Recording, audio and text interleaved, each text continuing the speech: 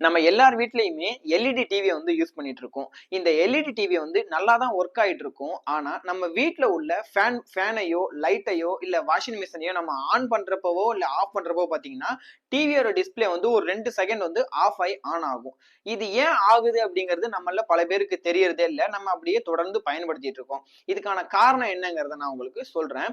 பொதுவா இந்த ஸ்மார்ட் டிவியை வந்து நம்ம பாத்தீங்கன்னா ஒரு ஒரு 10% மட்டும் தான் வந்து நம்ம வைஃபைல யூஸ் பண்ணிட்டு இருப்போம். மத்தபடி 90% வந்து நம்ம செட்டா பாக்ஸ் மூலியமா தான் இதை நம்ம யூஸ் பண்ணிட்டு இருக்கோம். அப்படி செட்டா பாக்ஸ் மூலியமா நம்ம யூஸ் பண்றப்ப இந்த செட்டா பாக்ஸையும் டிவியையும் கனெக்ட் பண்றதுக்கு HDMI கேபிள் போட்டிருப்பாங்க. அப்படி இல்லாத பட்சத்துல நார்மலா ஆடியோ வீடியோக்குன்னு பாத்தீங்கன்னா சிகப்பு மஞ்சள் வெள்ளைன்னு ஒரு நார்மலான ஒரு ஒரு கேபிள் போட்டிருப்பாங்க.